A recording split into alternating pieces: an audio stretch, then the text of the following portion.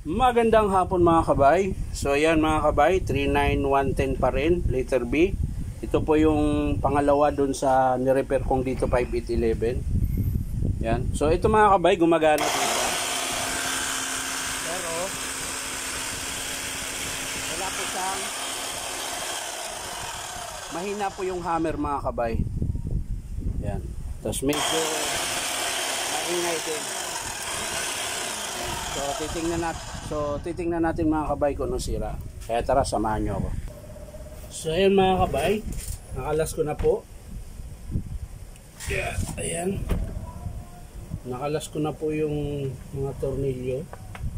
So ayan, sisikwatin na lang natin yung mga kabay.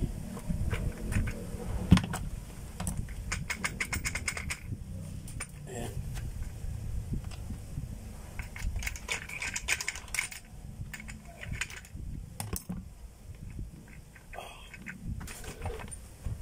Yun.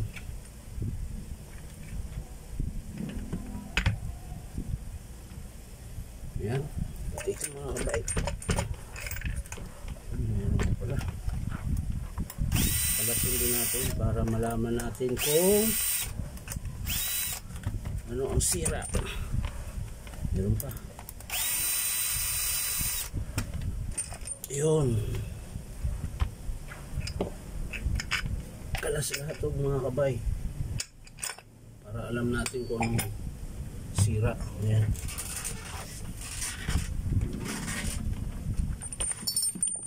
Pati yung bit piece mga kabay, kalasin din natin. Ayan. Ayun. Sira po yung ano niya, yung seal. Ayan, yung seal po, yung sa loob sira po. Ayan, sumama po yung kapiraso. Yung o-ring okay pa mga kabay. Yung rubber damper okay pa. So yung seal lang. Dito naman mga kabay, sa cylinder, tingnan natin kung may gas-gas. Yan. Punasan natin sa loob mga kabay. Tapos sasalatin.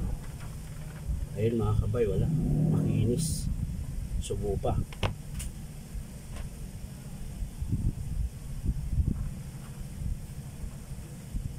Ayan. So dito sa connecting rod mga kabay, ayan. Pansinin nyo po. Nakalasin natin. Ayan. Kaya po siya mahina mag-hammer mga kabay. Tingnan nyo po yung o-ring niya, may tama na, pati piston mga kabay. Tapos yung connecting rod naman mga kabay, may tama din. Ayan po. Ayan. Wala na po yung pinaka ano niya, pinaka seal. Ayan, napudpud na po. Ayan. Purong plastic na po yan. Ayan, tabingi. So magpapalit tayo nito mga kabay. Ayan. Tapos sa carbon brush naman niya mga kabay, ayan, maiksi na rin po yung carbon, tinanggal ko. Ayan. So yung armature niya mga kabay, okay naman. Yung tumagas naman na langis mga kabay, dito po dumaan yon. Ito, so magpapalit din tayo ng magpapalit din po tayo ng o-ring. Ayan. So babaklasin natin yan mga kabay.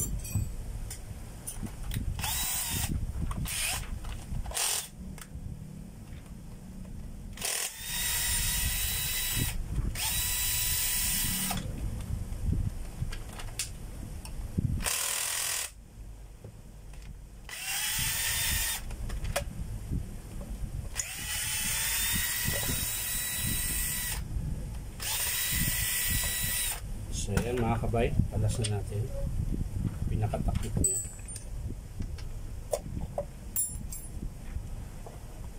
So ayan.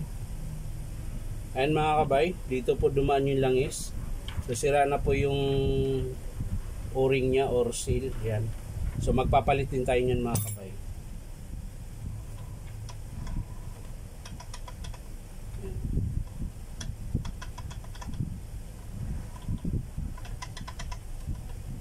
So yan lang po ang papalitan mga kabay. Ayan. Ito lang po ang papalitan natin. Connecting rod. Ayan. O-ring. O-ring sa striker. Seal. Ito po yung seal mga kabay. Nandito po yan sa loob. Papakita ko yan sa inyo pag in-approve ng customer kung paano ikabit. Dito po yan sa loob. So yan lang po ang sira mga kabay, tsaka carbon brush. Yan. So hindi ko na ipapakita kung paano buuin mga kabay dahil matagal. Tsaka ipapakita ko na lang sa inyo pag in-approve ng customer to mga kabay, saka ko ipakita sa inyo kung paano ikabit. So yan lang po mga kabay. Maraming salamat sa panunood at pa-like and share na rin po. At syempre pakipollow nyo po ako. Pakini-subscribe rin po yung YouTube account ko na Inom Tabay. So yan lang po mga kabay. Maraming salamat. Bye-bye.